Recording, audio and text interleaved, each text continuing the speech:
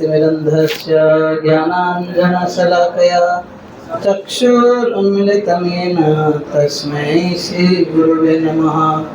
श्रीचैतन्यमनोभीष्टं स्थापितं येन भूतले स्वयं रूप कदा मह्यं ददाति स्वपदान्तिकं। वन्देऽहं श्रीगुरोः श्रीयुतपदकमलं श्रीगुरून् वैष्णवांश्च श्रीरूपां साग्रजातं सहगणा रघुनाथान्वितं तं सजीवं साद्वैतं सावधूतं परिजनसहितं कृष्णचैतन्यदेवं श्रीराधा कृष्णपदान् सहगणललिता श्रीविशाखान्वितं च। नमः ओं विष्णुपदाय कृष्णप्रेष्ठाय भूतले श्रीमते भक्तिवेदांत स्वामिनिति नामिने। नमस्ते सरस्वती देवे गौरवाणी प्रचारिणे निर्विशेष शून्यवादी पाश्चात्यदेशतारिणे। नमो महावदन्याय कृष्ण प्रेम प्रदायते कृष्णाय कृष्ण चैतन्य नामिने गौरतुषे नमः। हे कृष्णा करुणा सिंधु दीनबंधु जगतपते गोपेश गोपिका कांत राधा कांत नमस्तुते। तप्त कांचन गौरांगी श्रीराधे वृंदावनेश्वरी वृषभानुसुते देवी प्रणमामि हरिप्रिये। नीलाचल निवासाय नित्याय परमात्मने बलभद्र सुभद्राभ्यां जगन्नाथाय ते नमः। वाञ्छाकल्पतरुभ्यश्च कृपा सिन्धुभ्यैव च पतितानां पावनेभ्यो वैष्णवेभ्यो नमो नमः। जय श्री कृष्ण चैतन्य प्रभु नित्यानंद श्री अद्वैत गदाधर शिवासादि गौरभक्तवृंद। हरे कृष्णा कृष्णा कृष्णा हरे हरे हरे राम राम राम हरे हरे। मुखं करोति वाचालं पंगुं लङ्घयते गिरिं यत्कृपातमहं वन्दे श्रीगुरुदिनतारिणं परमानन्दमाधवं सुचैतन्येश्वरम्।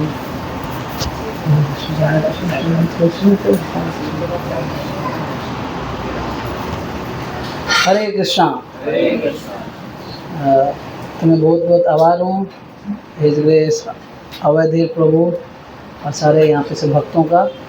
मुझे आज मौका मिल रहा है भगवान के पुरुषोत्तम मास में और भगवान पुरुषोत्तम जगन्नाथ बलदेव सुभद्रा महारानी के यहाँ पर उनका सानिध्य में अमरनाथ इस्कॉन सेंटर में जो भी आज का संध्याकालीन है ना संडे जो क्लास है वीकली क्लास के लिए मुझे बुलाया गया है। तो मैं भगवान का गुणगान के लिए और मेरा शुद्धिकरण के लिए और आप सबों की सेवा के लिए जो भी मैं सुना हूँ गुरु शिष्य परंपरा में शुद्ध रहूँगा। हरे कृष्णा। तो ये जो भजन हमने गाया किसने लिखा है? किसने लिखा है? हाँ, प्रार्थना करे सदा नरोत्तम दास है ना, नरोत्तम दास ठाकुर ये भजन लिखा है। और ये भजन का जो अर्थ है बहुत गहरा है। आज ये पुरुषोत्तम मास में हर कोई जो है सोच रहे हैं हम वृंदावन जाएंगे, मथुरा जाएंगे या कोई धाम जाएंगे, बहुत अच्छा है ना, क्योंकि वहाँ पर जाने से भगवान का जो स्वाभाविक सहज से भगवान का स्मरण होता है। हरि नाम करने के लिए जो हमारा श्रद्धा आती है, क्योंकि भगवान ने स्वयं ऐसे धामों में अपना शक्ति को संचार किए, खुद लीलाएं किए हैं। भगवान नित्य जो निवास करते हैं, है कि नहीं? लेकिन यहाँ पर बोला गया है कि हालांकि धाम तो है, लेकिन हम धाम में, वही धाम वृंदावन में जब चैतन्य महाप्रभु गए या कई श्रील प्रभुपाद के शिष्य लोग देखो जाते हैं तो धाम में बिल्कुल इतना सीरियस रहते हैं, एक मिनट भी वेस्ट नहीं करते हैं, है ना। धाम का इतना उनको अनुभव होता है, एक महिमा।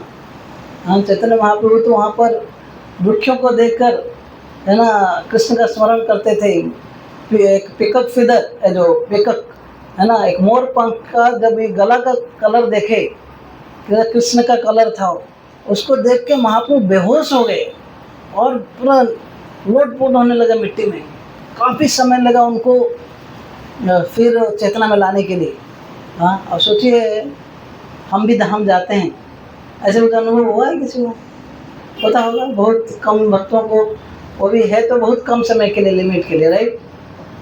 तो इसलिए धाम हम भले जाते हैं, शुद्ध भक्तों के लिए, उनके लिए तो धाम का बिल्कुल महिमा महसूस करते हैं, लेकिन हम लोगों के लिए क्या है, एक साधना है।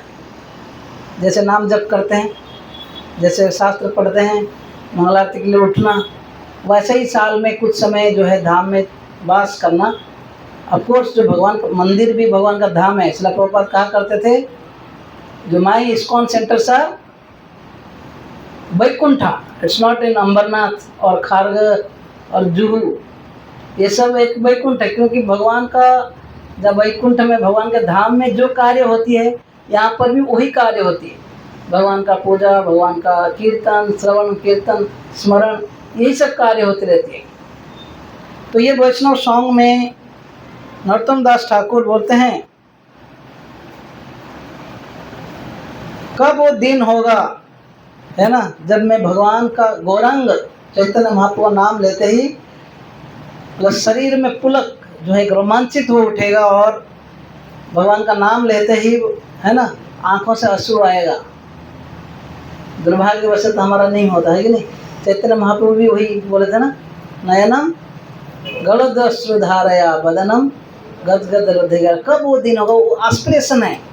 मतलब हम लोग जब नाम जप करते हैं, एक छोटा बच्चा जैसे माँ को पुकारते हुए रोता है, एक्चुअली ये हरिनाम ऐसे भावना में होना चाहिए, लेकिन हम लोग हरिनाम करने से पहले ही रोना चालू करते हैं, सोना माला करना है, माय गॉड, एक पहाड़ बोझा, है ना। बिल्कुल कुछ भक्त तो ऐसे, मतलब जैसे, मतलब वो 2 घंटा ही मरे मरे रहते हैं। जैसे ही 2 घंटा का स्लॉट चला गया, माला कैसे कैसे गला दे, उसके बाद देखो कितना एक्टिव हो जाता है, बिल्कुल राइट। लेकिन वो 2 घंटा बड़ा दुख की समय होती है, हाँ। तो लेकिन जो शुद्ध भक्त होते हैं, उनका एस्पिरेशन इतना, मतलब एक देखो भक्ति कहाँ है और हम लोग कहाँ पर हैं, कभी कभी इसको एनालाइज करना चाहिए, है कि नहीं। आप जो यहाँ तक कि चैतन्य महाप्रभु बोले कि जन्म जन्मांतर में मुझे कुछ नहीं चाहिए, न धनम न जनम न सुंदरी कविताम वह जगदीश काम है, मम जन्म जन्मानी ईश्वरी भगवता भक्ति। केवल जन्म जन्मांतर में आपका भक्ति करना चाहता हूँ, यहाँ तक कि भगवान के धाम भी नहीं जाना चाहते हैं भक्त। केवल अगर भगवान का भक्ति मिल रहा है, वो स्वर्ग हो नरक हो कहीं पे भी है, वो खुश है। तो इस प्रकार की भावना होती है। तो ये जो नरोत्तम दास ठाकुर बोल रहे हैं, कब वो दिन होगा जब मैं भगवान गौरांग का नाम लेते समय मेरा शरीर पुलकित हो उठेगा और आंखों से अश्रु आएंगे, सारे अष्ट सात्विक विकार आने लगेंगे। और कब होगा, यहाँ पर बोल रहे हैं, आर कबे निताई चंदे करुणा होइबे संसार वासना मोर कबे तुच्छ होइबे।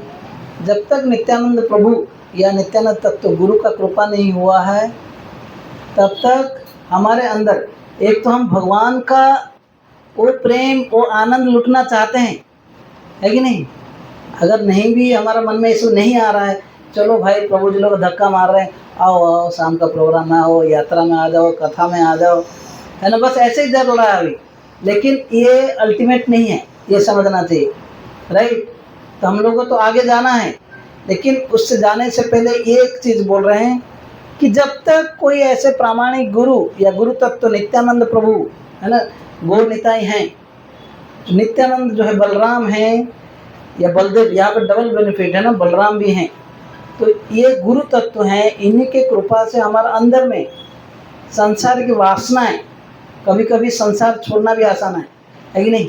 हम लोग कभी कभी भक्तों की दृष्टि से क्या है, बाहरी दृष्टि से हम लोग तो धोती कुर्ता तिलक कंठीमाला पहनते हैं और ऐसे लग रहा है जो दूसरा कोई देखता है हमको धोती कुर्ता में, महाराज आए बिठाते हैं, लेकिन महाराष्ट्र में हर किसी को तो महाराज जी बुलाते हैं। और ऐसे तो ये व्यक्ति जो है बिल्कुल साधु है तो साधु है, कपड़े पहने हैं धोती कुर्ता तिलक, लेकिन हम लोग बाहर से तो साधु मिले हैं।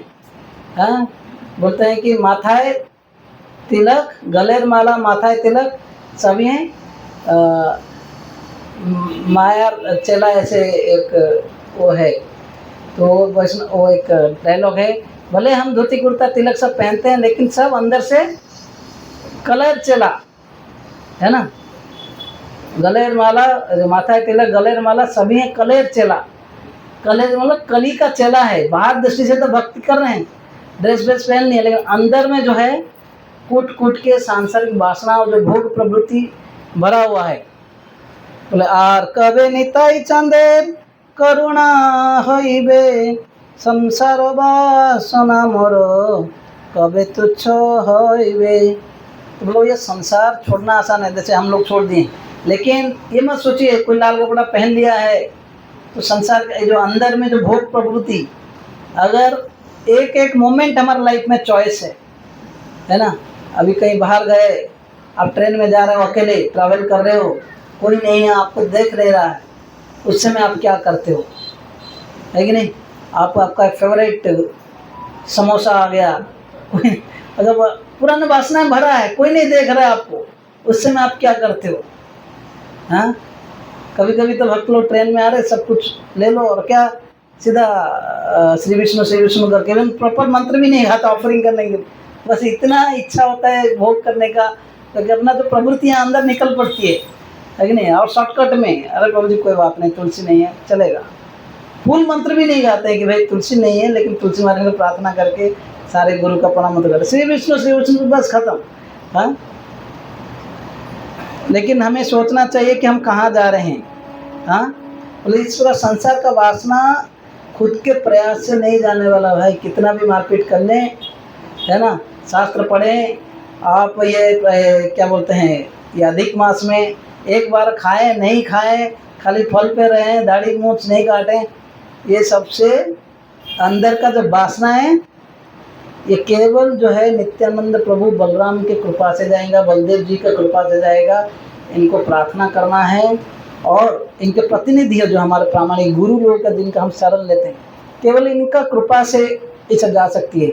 परम पूज्य हलधर महाराज एक बार लेक्चर दे रहे थे, बोल रहे थे अगर आपको अपने शक्ति से तुम्हारा सारा अनर्थ चले जाएगा तो फिर ये गुरु तत्व का वैल्यू क्या है। अगर आपके कृपा से मतलब आपके शक्ति से आप फिर आप किसको मानोगे फिर। नित्यानंद प्रभु का कोई वैल्यू नहीं है। हाँ, बलराम जी का कोई वैल्यू नहीं है। बलराम के कृपा से ही भगवान बलराम में नित्यानंद प्रभु कृपा या उनके प्रतिनिधि करने वाले सारे गुरुओं के कृपा से ही हमारा अनर्थ हो जाएगा, और तभी जाकर हम वृंदावन क्या है समझ पाएंगे। विषया छड़िया कबे शुद्ध हबे मन कबे हम हेरबो श्री वृंदावन। मतलब वृंदावन में जाएंगे।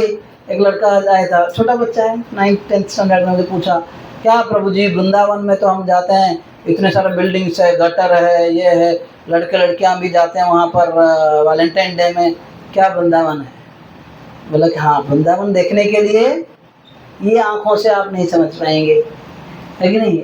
और ऐसे ही जाएंगे वृंदावन घूमने के लिए तो ये सब दिखेगा ना। लेकिन वहीं पे देखो हमारे महाराज लोग जाते हैं, बिल्कुल आप जब रहते हैं।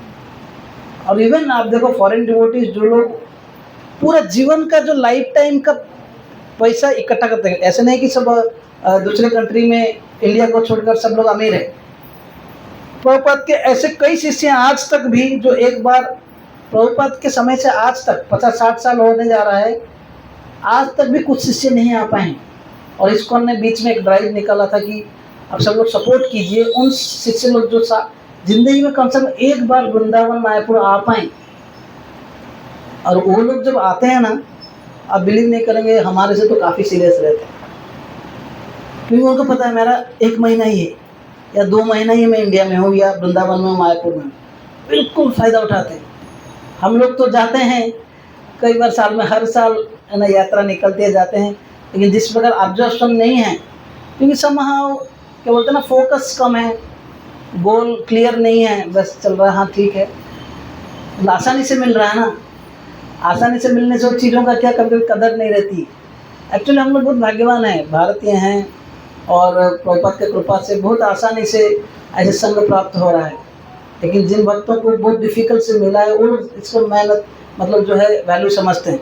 तो यहाँ पर बोल रहे हैं कि जब विषय वासना हमारे हृदय से चला जाएगा, विषय छाड़िया कबे शुद्ध हवे मन तबे आनो है रव श्री वृंदावन। इसका अर्थ है वृंदावन में जाकर भी अगर हमारा जो इंद्रिय भोग भावना का अगर हमारा विषय प्रवृत्ति लगे रहेगा, वृंदावन नहीं समझ पाएंगे, वो वृंदावन है। लेकिन अगर वही विषय भोग का प्रवृत्ति नहीं है, कोई निष्ठा पूर्वक है ना गुरु का सेवा कर रहे, एक जगह उसके लिए वृंदावन है। जहाँ पर चैतन्य महाप्रभु हैं, जहाँ पर जगन्नाथ हैं, वृंदावन नहीं है। चैतन्य महाप्रभु स्वयं जगन्नाथपुरी में जगन्नाथ जी का दर्शन करते तो श्याम सुंदर के रूप में बोलते, श्याम सुंदर और यशोदा नंदन, ये दुई नाम को छोड़कर मुझे और कुछ पता नहीं। हाँ, जस्ट इमेजिन। तो इस प्रकार जो है नरोत्तम दास ठाकुर बोलते हैं, रूप रघुनाथ पदे हई व आकुति कबे आम बुझा वैसे जुगल रीति। रूप रघुनाथ है ना, इस प्रकार जो परंपरा में आचार्यों का शरण ले रहे हैं, जब उनका कृपा हो जाएगा हम अच्छा राधा कृष्ण का भक्ति समझ पाएंगे, है ना। रपो रघुनाथ पदे रहो महाराज प्रार्थना करो कई सदा। तो ये इस प्रकार की भावनाएं हम लोगों को बार बार, इसलिए जो वैष्णव आचार्य का भजन होती है ना, ये पूरा भक्ति का निचोड़ है, सार है, कॉन्शियसनेस किस प्रकार रहना, चेतना ये है। तो ये पुरुषोत्तम मास चल रहा है, हर कोई जो है बोलते हैं अच्छा इन्वेस्टर जो होता है, बिजनेसमैन सही जगह पे इन्वेस्ट करता है या सही समय पर इन्वेस्ट करता है कि नहीं। तो इसलिए भक्त लोग भी अपॉर्चुनिस्ट होते हैं। कार्तिक महीना आता है या इस प्रकार पुरुषोत्तम मास आता है, अधिक मास, जो महीना जो भगवान को बहुत प्रिय है ना, ये मास जो बोला गया है कि ये एक व्यक्ति को वो सब प्रदान कर सकते जो भगवान प्रदान कर सकता है। हाँ, तो भगवान स्वयं एक कार्तिक मास, ये जो अधिक मास के अधिष्ठात्री देवी जिनका नाम ही रखा पुरुषोत्तम मास, भगवान अपने नाम पे ही रख दिया ये महीना का नाम, और बोले कि मैं आशीर्वाद देता हूँ कि ये आप जो है इस महीने में जो भी कोई तपस्या करेगा, हाँ, उसको आप जो है भक्ति प्रदान कर सकते हैं। तो इतना महिमा है ये महीने का। तो पुरुषोत्तम अध्याय आप लोग डिसाइड करते हैं, 15वां अध्याय आप लोग घर में ये सुनते हैं कि ये जो पुरुषोत्तम योग है भगवद गीता में, बहुत सुंदर 20 श्लोक। इस श्लोक में केवल भगवान ही बोले, अर्जुन के लिए कोई सवाल का जगह नहीं है, पूरा 20 श्लोक भगवान ही बोले हैं। तो उसमें से आज हम 3 श्लोक पढ़ेंगे। बहुत सुंदर बात है कि भगवान कितने दयालु हैं। खाली भगवान का मतलब महिमा समझ लेंगे, वो हमारे लिए क्या कर रहे हैं, क्या किए हैं, तो ऐसे भगवान का शरण कौन नहीं लेगा। मतलब हृदय जो गदगद हो जाएगा, कृतज्ञ में क्या बोलते हैं ना, प्रफुल्लित हो जाएंगे हृदय में कि भगवान ने हमारे लिए क्या क्या किए हैं और हम क्या रिटर्न में दे रहे हैं। जस्ट मानो जब बच्चा, ऐसे बोला जाता है, जो अच्छे बच्चे होते हैं ना, वो हर समय याद करते हैं कि मेरे माँ बाप मेरे लिए कितना त्याग करे हुए हैं। हाँ, जब बच्चे इस प्रकार का उनका मन में भावना रहता है ना कि मेरा माता पिता कितना मेहनत कर रहे हैं, खुद का लाइफ का एक कितना बड़ा पोर्शन लाइफ का 30 ईयर्स ऑलमोस्ट 25 to 30 ईयर्स त्याग करके मुझे जो इतना, इवन कभी कभी धन नहीं होता है, ज़मीन बेच देते हैं पढ़ाने के लिए। जब वो बच्चा को समझ जाएगा वो पढ़ाई नहीं करेगा। हाँ हाँ, राइट। बच्चे जब इस प्रकार के, वो बच्चा जो बाद में इतना कृतज्ञ रहेगा, वो रिस्पॉन्सिबल बन जाएगा, वो कभी इरेस्पॉन्सिबल बनेगा ही नहीं, राइट।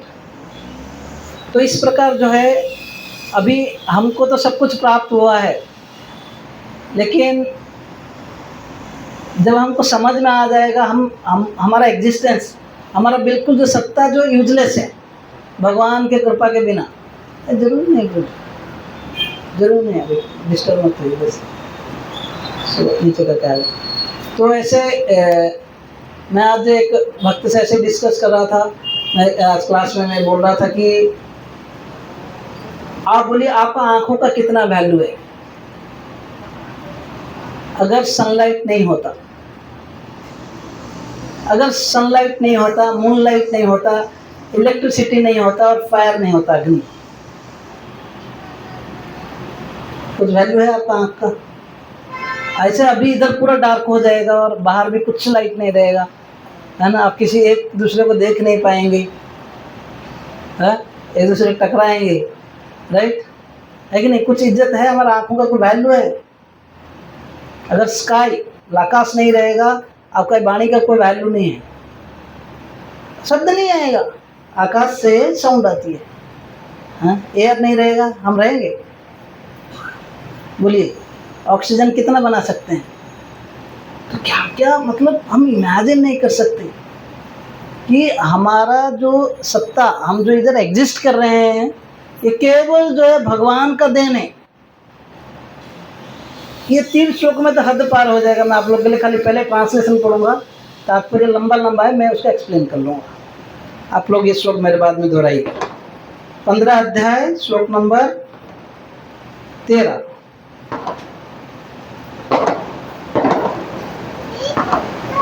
न 13 नहीं, 12 नंबर। यदादित्य गतम तेज, बोलिए, यद आदित्य गतम तेजो जगत भासयते अखिलम, यद चंद्रांसि यच्चाग्नौ तत्तेजो विद्धि मामकम। सूर्य का तेज जो सारे विश्व के अंधकार को दूर करता है, मुझसे ही निकलता है। चंद्रमा तथा अग्नि के तेज भी मुझसे उत्पन्न है। जस्ट इमेजिन, ये सब किनसे आया है? तो सूर्य का जो तेज है ना, भगवान का शरीर से जो ब्रह्म ज्योति आता है, उससे एक कण जो है सूर्य को प्राप्त होती है, और उससे हम जितने सारे एनर्जी, इलेक्ट्रिसिटी, हीट, लाइट, जितने भी हम देख रहे हैं ना, ये सब सूर्य से आती है। अब सोचो, देखो प्रभुपाद तात्पर्य में लिख रहे हैं, अज्ञानी मनुष्य यह नहीं समझ पाता है कि यह सब कुछ कैसे घटित होता है, लेकिन भगवान ने यहाँ पर जो कुछ बतलाया है उसे समझकर ज्ञान प्राप्त किया जा सकता है। प्रत्येक व्यक्ति सूर्य, चंद्रमा, अग्नि तथा बिजली देखता है, उसे यह समझने का प्रयास करना चाहिए कि चाहे सूर्य का तेज हो या चंद्रमा, अग्नि अथवा बिजली का तेज, ये सब भगवान से ही उद्भूत है। कृष्ण भावनामृत का प्रारंभ इस भौतिक जगत में बद्ध जीव को उन्नति करने के लिए काफी अवसर प्रदान करता है। जीव मूलतः परमेश्वर के अंश है, और भगवान यहाँ पर इंगित कर रहे हैं कि जीव किस प्रकार भगवत धाम को प्राप्त कर सकते हैं। मतलब ये दुनिया में जब सन देखते हैं, सूर्य देखते हैं, चंद्रमा देखते हैं, लाइट देखते हैं, तो किसको याद करना चाहिए? कितना मौका है। प्रभुपाद ये पूरा 10वां अध्याय भगवान जो अपना ऐश्वर्य बोलते हैं, विभूति योग, 10वां अध्याय ये भगवद गीता में, रसोहम अप्सु कौन्तेय बोलते हैं कि जो मधुर जल का जो स्वाद है वो मैं हूँ। आप जो तो नमकीन जल पी कर जी सकते हैं, राइट? नहीं, लेकिन वही जो मधुर जल, जो ड्रिंकिंग वाटर मिलता है, उसका स्वाद कौन बोल? भगवान बोल रहे मैं। प्रभुपाद यहाँ तक एक जगह पे बोलते हैं, इवन जो कोई व्यक्ति नशा कर रहा है, शराब पी रहा है, सोचें कि इसका स्वाद भी भगवान है, वो भी कृष्ण कॉन्शियस हो सकता है। आप लोग वो नहीं करना है, लेकिन प्रभुपाद बोले थे, हिप्पियों के सामने बोल रहे थे। हाँ, तो हर चीज हम करते समय भगवान का स्मरण कर सकते हैं, लेकिन इसलिए क्या करना पड़ेगा? नित्यम, हाँ, यहाँ पे आने बधाई ऐसा है, हाँ बराबर तो है, ये तो सही बोल रहे हैं, ऐसे वो ये सब बात है, ऐसे नहीं कि पता नहीं था, है, लेकिन शास्त्र जो हमारा आंखों को खोलते हैं, इसलिए नित्यम भागवत सेवा है। अब 1 दिन, 2 दिन, 3 दिन, 1 हफ्ते नहीं आए, सब ब्लॉक हो जाता है, चारों तरफ धूल जम जाते हैं, फिर ऐसे लगता है कि माला के लिए भी अच्छा नहीं लगता है, हर चीज़, फिर माया सुंदर लगने लगती है, जैसे साधना बुरा हो जाती है, राइट? तो यहाँ पर मतलब सोचने वाली बात है। आप घर में कुकिंग करने के लिए हो, प्रभुपाद बोले फैक्ट्री चलाने के लिए हो, हर कार्य के लिए हमें फायर है ना, इलेक्ट्रिसिटी, ये सब का ज़रूरत पड़ती है। सब जो है भगवान से आया हुआ है। हमें अगर इतना तो कृतज्ञ तो होना चाहिए, है कि नहीं। और इसके ऊपर आगे नेक्स्ट श्लोक, गामाभिश्य च भूतानि धारयामि अहम ओजसा पुष्णामि चौषधि सर्वाः स्वमभूत्वा रसात्मकः। हाँ, भगवान बोल रहे हैं मैं प्रत्येक लोक में प्रवेश करता हूँ और मेरे शक्ति से सारे लोग अपनी कक्षा में स्थित रहते हैं। मैं चंद्रमा बनकर समस्त वनस्पतियों को जीवन रस प्रदान करता हूँ। हाँ, आप जो प्लानिटरी सिस्टम देख रहे हैं, भगवान जब ब्रह्मांड सृष्टि करते हैं ना, महाविष्णु कारणदक्ष सागर जो विष्णु हैं, कारण सागर में जब क्या बोलते हैं इसको, योग निद्रा में रहते हैं, उनका रोम रोम से है ना, एक्सहेलेशन के समय रोम रोम से एक ब्रह्मांड सृष्टि होता है, कैन इमेजिन। और फिर भगवान जब इनहेल करेंगे, हाँ, वायु निश्वास जब लेंगे, बोलते फिर वो ब्रह्मांड, हम लोग अभी तक है कि भगवान ने एक्सेल करके बैठे हुए हैं, जैसे वाइंड अप करेंगे ब्रह्मांड खत्म होता है। उसी का अवधि में कितने ब्रह्मा आते हैं, कितना कुछ होता है, हाँ, राइट। तो यहाँ पर हम जो पढ़ रहे हैं कि भगवान जो है जब ब्रह्मांड सृष्टि करते हैं और ब्रह्मांड एक्टिव नहीं होता है, फिर भगवान अपने आप को विस्तार करते हैं, महाविष्णु से गर्भोदक्ष विष्णु उसका गर्भ में जाकर उसको होल्ड करते हैं। तो यहाँ पर ये बात बोल रहे हैं, मैं स्वयं प्रत्येक लोक में प्रवेश करता हूँ और मेरी शक्ति से सारा लोक को अपनी कक्षा में स्थित करता हूँ। तो भगवान जब तक नहीं आते वो मतलब दुनिया भी एक्टिव नहीं होता। प्रभुपाद उदाहरण देते हैं ये तात्पर्य में कि जैसे आपके शरीर में भी आत्मा है, तो क्या कर रहा है, तो आप पानी में भी जाओ फ्लोट होते रहते है कि नहीं, राइट। लेकिन जैसे कोई व्यक्ति मर जाता है ना, जब प्राण में खत्म हो जाता है तो क्या होता है, डूब जाता है, दिखता नहीं। लेकिन जब फिर से वो पूरा जो शरीर डिकम्पोज हो जाता है, फिर वो फ्लोट होता है मरा हुआ शरीर, समझ रहे हो। इसलिए जब आत्मा नहीं होगा फ्लोट हो ही नहीं सकता। तो इस प्रकार ये दुनिया जो अपर प्लानिटरी सिस्टम में ये सब फ्लोट हो रहा है, क्यों कि भगवान जो विश्व का आत्मा है उसमें भगवान खुद बसे हुए हैं। तो भगवान है बोल को फ्लोट हो रहा है। और भगवान पूरा ब्रह्मांड जो है, ऐसे बोलते हैं कि भगवान अपने मुट्ठी में पकड़े हुए हैं। जैसे कोई छोटा बच्चा जो है इतने सारा बालू हाथ में पकड़ता है कि नहीं, तो डस्ट जैसे पकड़ता है, वैसे ही भगवान की कृपा से दुनिया चल रहा है। आप कितना कुछ न्यूज़ में निकालो भाई, ये 2012 में दुनिया क्या बोलते हैं नष्ट हो जाएगा, प्रलय आ जाएगा, वो सब आपका खबर है। भगवान का कुछ नियम है भाई, 4,32,000 साल कलयुग का अंत होगा, उसके बाद एक छोटा सा प्रलय होगा।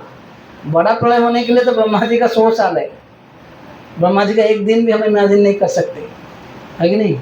और सोच रहे हैं बहुत बड़ा ज्ञानी है, वो सब हमारा न्यूज़ हो सकता है लेकिन भगवान का अनुसार नहीं। तो भगवान इतने दयालु हैं, यहाँ तक कि बोल रहे हैं मैं चंद्रमा बनकर समस्त वनस्पतियों के जीवन रस प्रदान करता हूँ। आपके लिए व्यवस्था भी की है, पहले तो सनलाइट मूनलाइट सब कुछ दिए भाई जियो, हाँ। अभी आत्मा तो भगवान हम लोग को भेजते हैं, फिर दुनिया में खुद आते हैं, एक्टिव करते हैं, फिर हम लोगों को भी एक्टिव हम हो नहीं सकते, इसलिए भगवान हमारे साथ आ जाते हैं परमात्मा के रूप में। उसके बाद भगवान यहाँ पे बोल रहे चंद्रमा बनकर समस्त वनस्पतियों को जीवन रस प्रदान करता हूँ। आप जितने भी वेजिटेबल्स, जितने भी जूसी फूड है ना, फ्रूट्स हो, वेजिटेबल्स हो, अलग अलग स्वाद है, किसके कारण आता है, मूनलाइट। पता नहीं होगा कई लोगों को, हम लोग तो भाई साइंटिस्ट, मतलब साइंस स्टूडेंट्स हैं, साइंस की दुनिया में हैं, लेकिन ये चीज़ें बेसिक चीज़ें कभी कभी नहीं आता है। यहाँ पर तो प्रभुपाद बोल रहे हैं, भगवान बोल रहे हैं कि मैं ऐसे वनस्पतियों का जो स्वाद मैं देता हूँ, मेरे कारण, मैं पढ़ता तात्पर्य,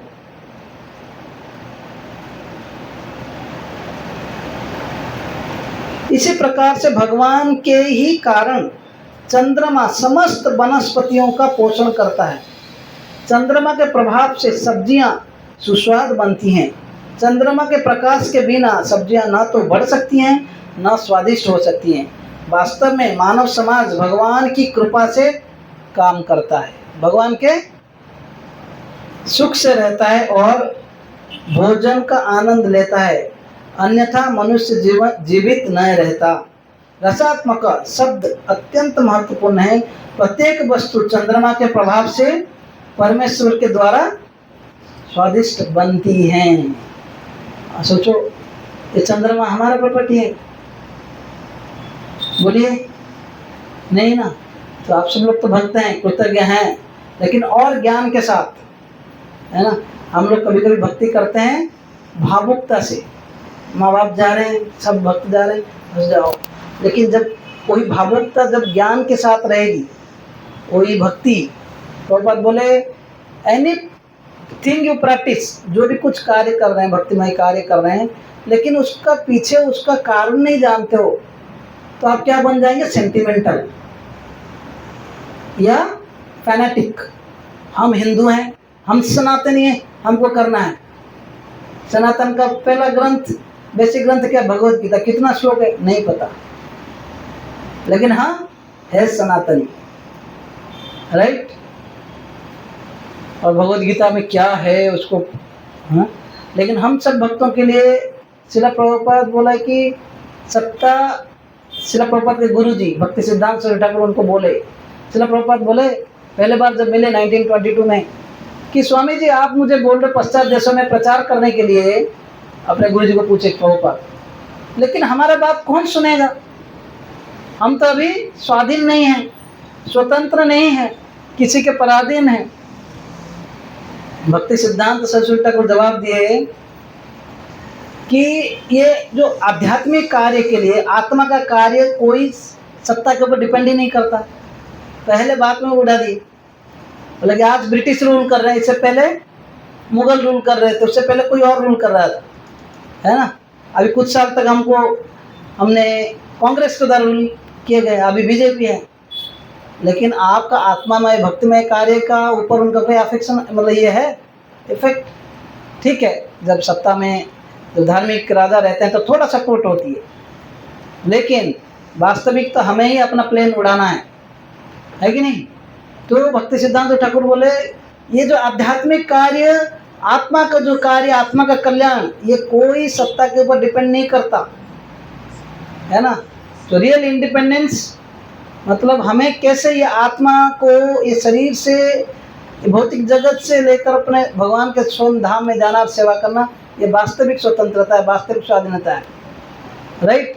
तो ये भक्ति सिद्धांत ठाकुर बोले। तो कहने का अर्थ ये है कि हम सब लोगों को समझना है कि किस प्रकार भगवान का हमारे लाइफ में कंट्रीब्यूशन है।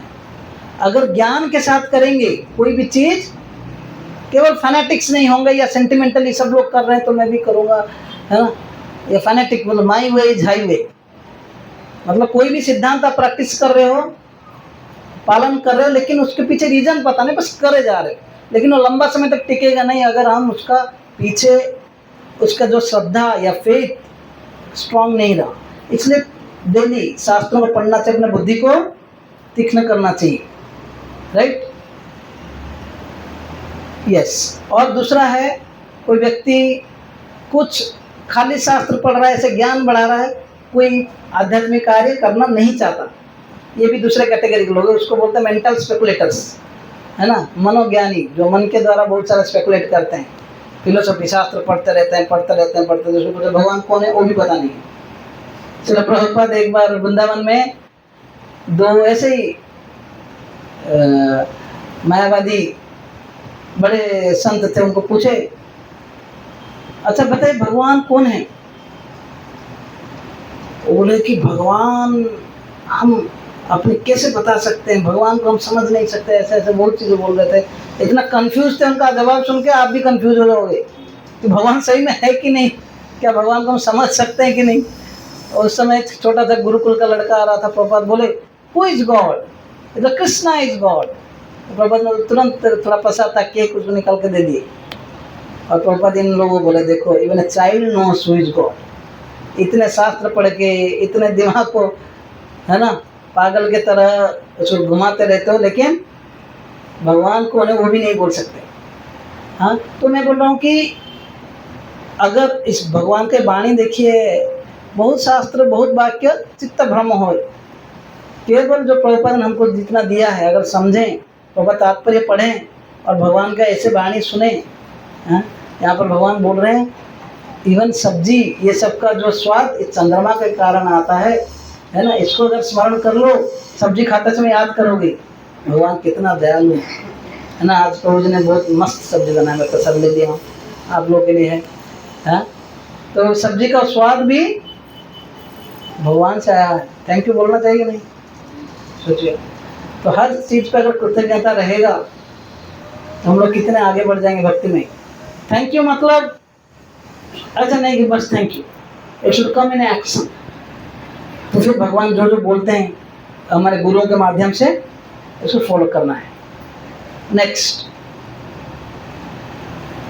ये तो और भी एक लेवल ऊपर है। आप लोग बोले अहम वैश्वानरो भूत्वा प्राणिनां देहमाश्रितः प्राणापान समायुक्तः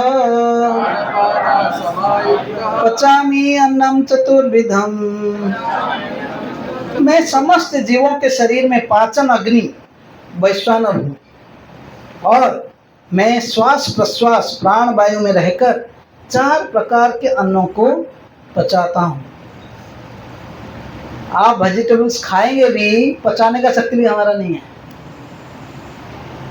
उसके लिए भगवान जो हमारे जो जठराग्नि बोलते हैं ना, है ना, उसका नाम है वैश्वानर। भगवान बोल रहे हैं हम वैश्वानर भूत्वा। वैश्वानर के रूप में हर एक व्यक्ति के जो क्या बोलते हैं पेट में मैं बैठा हूँ, शरीर में हूँ।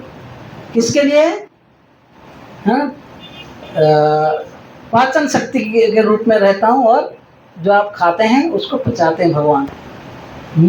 और बोल रहे हैं कि श्वास प्रश्वास जो प्राण वायु है ये जब लेते इसके साथ हाँ मैं रहकर 4 प्रकार के अन्नों को पचाता हूँ। जब हम खाते हैं ना कोई भी चीज़, वो स्मॉल इंटेस्टाइन में जाता है स्टोमक होकर, लेकिन स्मॉल इंटेस्टाइन का स्ट्रक्चर ऐसा है जब वो मतलब ये कंप्रेस ये होता है तभी जाकर जो खाना आपका पचता है। कई सारे स्टोमक में कई सारे एंजाइम्स क्रिएट होती हैं, मैंने बोलो उसको एक दृष्टि से एसिड बोलो, जो हमारा खाना को पचाएगा। ऐसे थोड़ी आप ऐसे ही कहीं पे ऐसे मिक्स कर लो, खाना पीना आप मिक्स करके डालो तो कोई मशीन में ऐसे निकल जाएगा, बाद में ब्लड होकर आएगा। हाँ राइट, ऐसे साइंटिस्ट लोगों ने ट्राई किया है। हमारा जो डाइजेस्टिव सिस्टम है, अगर एक व्यक्ति खाना खाता है हर चीज़ और कैसे डाइजेस्ट होकर इस प्रोसेस होता है, 7 स्टेज तक जाता है एक व्यक्ति का अंदर से। वो ब्लड बनता है, फिर उसके फिर हड्डियों में जाता है, हड्डी के अंदर भी और सारे प्रकार के जो ऐसे 7 स्टेजेस से बोल रहे हैं। ये सब बनने के लिए अगर साइंटिस्ट लोग अगर कुछ कंपनी की इंडस्ट्री खोलते हैं, इंडस्ट्री का साइज होगा ऑलमोस्ट 2 किलोमीटर लंबा होगा। मतलब आप जो थोड़ा सा खाते हो है कि नहीं, तो उसको पचा के उसमें कन्वर्ट करने के लिए कितना बड़ा इंडस्ट्री चाहिए आपका पेट में, और कॉम्प्लिकेटेड मशीन्स, बहुत कॉस्टली मशीन्स, और भगवान ने इतने ही जगह पे डाल दिया है आपका। सोचिए, यू कैनॉट इवन इमेजिन। भगवान हमारे शरीर में मतलब वैश्वानर के रूप में बैठते हैं उसको खाना को पचाने के लिए। इसलिए बोलते हैं सनलाइट के साथ अग्नि, फायर जो है, जो खाने डाइजेशन कैपेसिटी किससे कनेक्टेड है? फायर। तो जब सनलाइट होती है ना, उस समय हमारा डाइजेस्टिव पावर बहुत होता है। इसलिए आयुर्वेदिक के हिसाब से जो ब्रेकफास्ट है लाइट करना चाहिए, लंच हैवी फूड लंच होना चाहिए, फिर dinner again if possible best is before sunrise, मतलब सनसेट, सूर्यास्त से पहले ही अगर हम ले लें। नहीं तो अगर ज़्यादा से ज़्यादा 6, 7, 8 उसके ऊपर तो जाना ही नहीं चाहिए। अब सोचिए रात 1, 2 बजे 12 बजे इतना बड़ा पिज़्ज़ा खाओगे, एक तो फायर ऐसे ही ठंडा होकर पड़ा है और उसके ऊपर वो खाते ही उसे पचाने के लिए क्या खाते हैं, कुछ लोग बियर पीते हैं, हुस्की पीते हैं और क्या क्या सब पीते हैं। मांस खाते हैं, जो नॉन वेज है वो हमारा शरीर के लिए है नहीं एक्चुअली। आप जानते हैं ये चीज़, जब आप कोई नॉन वेज खाता है उसको पचने के लिए, स्मॉल इंटेस्टाइन बहुत कॉम्प्लिकेटेड है, स्मॉल है ना, उसको निकलने के लिए कम से कम 2 दिन लगता है। Just imagine. हाँ, इसलिए वो लोग जो शराब, जो नॉन वेज खाएगा उसको पचाने के लिए एक आदत होता है कि बियर वगैरह पीते हैं। जब वो सब शरीर, उससे क्या होता है, शरीर भी थोड़ा स्ट्रांग होता है, तो फिर वो व्यक्ति जो है सेक्सुअली एजिटेट होता है, फिर इलिसिट एक्ट करता है।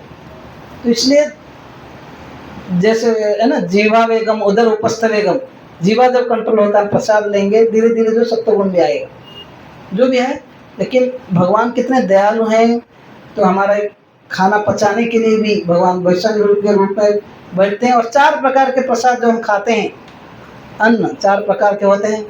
कुछ हम दांत में चबा के खाते हैं, दूसरा है पीते हैं, और कुछ चीज़ें चाटने वाला चीज़ होता है, और कुछ है जो चूसते हैं, है ना। हम लोग बोलते हैं चतुर्विधा श्री भगवत प्रसाद स्वदान्न तिक्तम हरिभक्त संगम कृत्वैव तृप्तिम भजत सदैव वंदे गुरु श्री चरणारविंद। तो गुरु जो है ये सब प्रकार के भोग भगवान को अर्पण करते हैं, और जब देखते हैं शिष्य लोग प्राप्त करते हैं तो खुश होते हैं, है कि नहीं। तो आप देखिए, हमने ये 3 श्लोक पढ़े, भगवान कितना दयालु है, सृष्टि बनाया, उसको धारण करने के लिए खुद आ गए, है कि नहीं। फिर हम लोग के लिए सन मून सब व्यवस्था किए, शरीर तो हमको दिए ही, वो भी बहुत कॉम्प्लिकेटेड स्ट्रक्चर है, सोच नहीं सकते हम कि कैसे क्या हो रहा है। इतना सुंदर हाथ दिख रहा है, ऐसे ही एक लेयर निकाल दो, आपका जो सब ब्यूटी जो है खत्म, उसको देखने के लिए भी डर लगेगा। लेकिन ऐसे सुंदर पैकेजिंग है ना, कि उसको इमेजिन भी नहीं कर सकते। कितना हम अपने शरीर को कितना सजाते हैं, कितना बार देखते हैं दिन में। तो ये भगवान का सृष्टि है। लेकिन भले ये शरीर भगवान ने दिया है, हम लोग भले यहाँ वहाँ भटकते हैं शारीरिक चेतना के कारण, लेकिन भगवान का मकसद कुछ और है कि इसको एक नौका बना के आप इसके द्वारा भगवान के धाम भी जा सकते हैं, या इसके द्वारा अपने आप को डिग्रेड भी कर सकते हैं। इंद्रिय तृप्ति करके आप इस संसार के सागर में डूबे रहें, जन्म मृत्यु चक्र में घूम सकते हैं। तो ऐसे भगवान का ये जो 3 श्लोक है, ये अध्याय में बहुत ही महत्वपूर्ण श्लोक है। हम ये सब याद करके किस प्रकार सूर्य, चंद्र, अग्नि, ये सब के बिना हमारा जीवन चल ही नहीं सकता। सनलाइट है नहीं, पूरा संसार चल ही नहीं सकता, राइट। हमारा कुछ है ना, अभी तो खाली सनलाइट क्या, हर एक चीज़ आप सोचो, एयर, उसके बिना जी सकते हैं, वाटर, पानी के बिना कैसे जी सकते हैं, जल ही जीवन बोलते हैं। और क्या, पेड़ हैं। मैं जस्ट कुछ दिन पहले कहीं से तो न्यूज़ या कुछ तो पढ़ रहा था, बोल रहा था कि भाई इस बार जब बारिश का सीज़न आ जाएगा, हर एक व्यक्ति संकल्प लो कि हम 2 या 5 पेड़ लगाएं। कि जिस प्रकार हम एसी यूज कर रहे हैं, ये हमारा जो भगवान का सिस्टम है, ओजोन लेयर को जो क्लोरोफ्लोरोकार्बन्स होते हैं CFC, ये जाकर उसको क्या करता है, डिप्लीट करता है। फिर क्या, ओजोन जो सन का जो लाइट तेज, जो आजकल देखो नॉर्मली भी 40 डिग्री, अगर मानो अभी से ये हालत है, कुछ साल में 55-60 जब हो जाएगा तब हमको समझ में आएगा।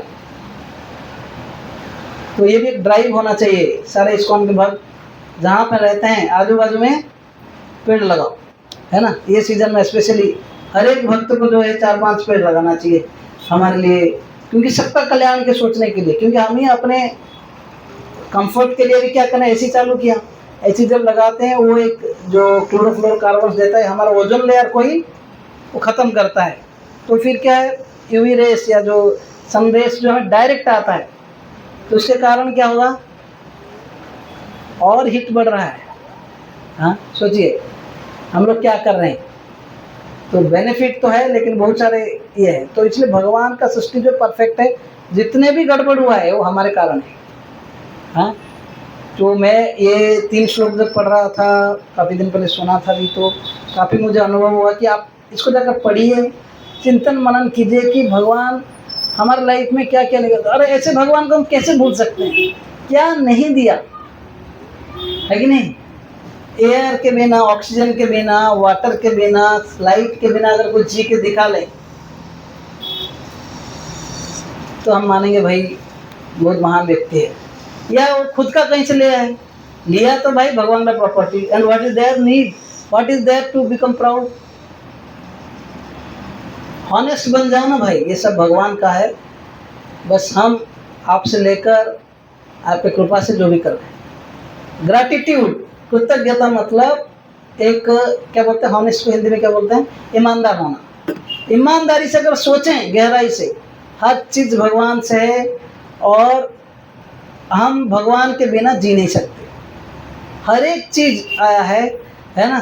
तो ये शरीर भी भगवान का देन है, ये बुद्धि भी। जो व्यक्ति बोलता है कि मैं बहुत बुद्धिमान हूँ, भगवान नहीं है, उसको भी बुद्धि देने वाला कौन है, भगवान बुद्धि है। लेकिन जो इस है ना, एक समय के बाद शरीर छोड़ देता है, राइट, तुम्हारा फिर उसके बाद बुद्धि कहाँ जाता है। एक व्यक्ति ने फॉरेन में बोला था गॉड इज डेड, फिर उसका नीचे नाम लिखा था, वो अपना नाम।